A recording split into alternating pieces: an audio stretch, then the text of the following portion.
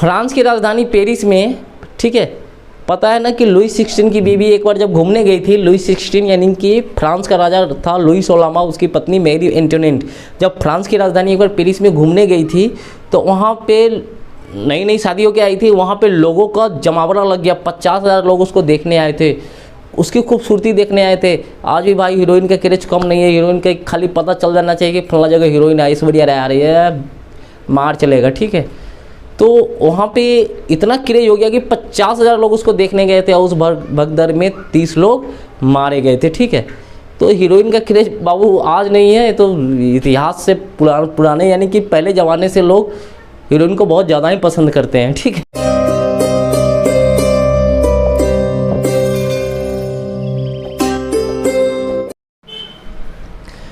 France की क्रांति के बारे में आपने तो सुना ही होगा, लेकिन आप जानते हैं कि फ्रांस की क्रांति के कोई ये कारण नहीं थे। देखिए, फ्रांस शुरू से ही कमज़ोर हो गया था। शुरू से कहने का मतलब वो बरसों से कमज़ोर, लुई 14वां, लुई 15वां के वजह से, यानी कि समय से ही खोखला होता जा रहा था। लेकिन लुई 16 के समय इसकी स्थिति इतनी ख़राब हो गई थी ना, फ्रांस की इतनी ख़राब हो गई थी कि वो राज्य अब चलाने लायक था नहीं। इसीलिए वहाँ के जनता ने क्या कर दिया, विरोध कर दिया। विरोध को हम क्रांति कहते हैं, ठीक है। तो बहुत सारे कारण होते हैं कि लुई 16वां, पहला लुई 16वां ने जो गलती किया था कि अपने दुश्मन के बेटी से शादी कर लिया। दुश्मन मतलब पड़ोस की जो लड़की थी ना, ऑस्ट्रिया की राजकुमारी मैरी एंटोनेट, उससे शादी कर लिया। और फ्रांस ऑस्ट्रिया को दुश्मन मानता था और ये ससुरा क्या काम किया, ओकरे बेटी से ब्याह करके ले आया। अब ओकरा बेटी से ब्याह करने के कारण क्या हो गया फ्रांस में, यानी कि क्रांति का एक कारण माना जाता है, ठीक है। एक कैसे माना जाता है ये चीज़ हम आगे आपको बताएंगे, ठीक है। और दूसरा सबसे बड़ा कारण था कि, ठीक है, कि अमेरिकी स्वतंत्रता संग्राम, अमेरिका में जो स्वतंत्रता संग्राम हुआ था उसमें फ्रांस ने कहा था ना कि भाईचारे की भावना से अमेरिका को अपनी सेना दे दिया कि ले भाई हमारी सेना से तू लड़ ले।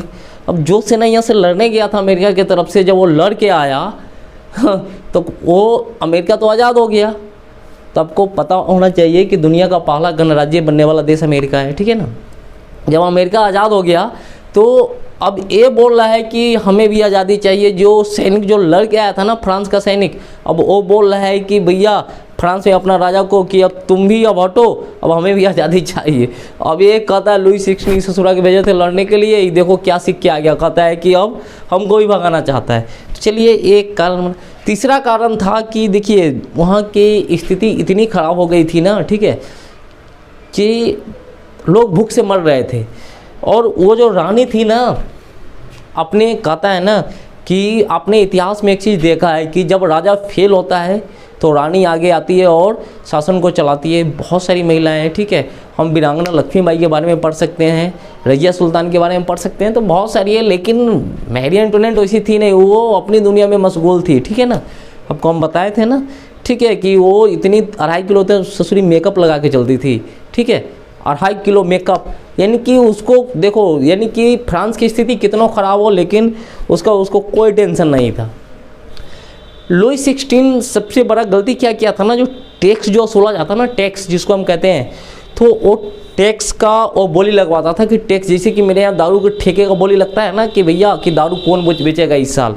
तो ठेके में बड़े बड़े ठेकेदार आते हैं, चोर उचक्के आते हैं, वो लोग ठेका के में यानी कि लगाते हैं बोली, और जो जीतता है वो दारू का ठेका खोलता है। तो उसी प्रकार वहाँ पे टैक्स वसूलने के लिए यानी कि बोली लगता था। बोली लगने के बाद जो व्यक्ति, ठीक है, उसको जीतता, ठीक है, वो क्या करता था, टैक्स वसूलता था। तो यहाँ पे सबसे सोचने वाली की बात है कि वो जनता से ज़्यादा टैक्स वसूलता था और सरकार को यानी कि राजा को कम देता था टैक्स, और बाद बाकी पैसे को रख लेता था। देखिए लुई 16 को खुद टैक्स वसूलना चाहिए। आज सबसे बड़ी चीज़ टैक्स, कुलीन पादरी वर्ग के लोग यानी कि ऊंचे वर्ग के लोग टैक्स देते नहीं थे। जितना टैक्स देना है सब गरीब को ही देना है। यानी कि सीधा सीधा समझ लीजिए ना कि गरीब जो कमाता था वो लगभग पैसा, ठीक है, वो बर्बाद ही होता था। यानी कि उसको टैक्स से लेके बहुत सारी चीज़ें सरकार में कहा जाता है कि एक किसान जब अनाज उपजाता तो 20% भाग ये अनाज का उसके पास, किसान के पास बचता था खाने के लिए। अब बताइए अमीर को टैक्स नहीं देना पड़ता, ठीक है, गरीब ही टैक्स भर सकता है, सारा काम गरीब को ही दे दिया गया था, ठीक है। तो ऐसे करते करते 1789 में, ठीक है, फ्रांस में क्रांति होती है। क्रांति के बहुत सारे कारण होते हैं, ठीक है। वह एक बैठक बुलाई जाती है, बैठक में लुई 16 होता है। ये बात चलती है कि लोगों पर टैक्स का बोझ बांध दिया जाए। तो भैया हम कितना बोझ बांधेंगे, ठीक है, कितना बोझ बांधेंगे, ज़्यादा बोझ तो हम बांध नहीं सकते हैं ना। फिर वहाँ पे फ्रांस की जनता ने क्रांति कर दी और विरोध किया, बोला कि भैया आप शासन खाली करो, यानी कि इस सीट को खाली करो, अब यहाँ पे तुम्हारी ज़रूरत नहीं है। और कहा जाता है कि 1789 में फ्रांस की क्रांति हुई और राजा को इस्तीफा देना पड़ा।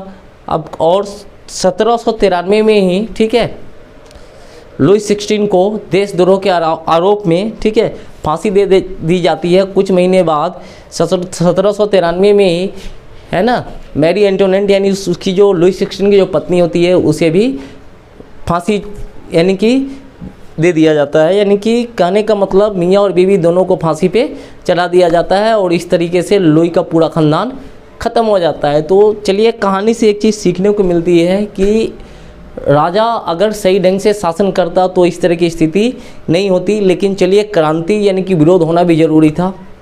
फ्रांस की क्रांति के बाद ये लहर हमारे देश में भी आई थी, ठीक है।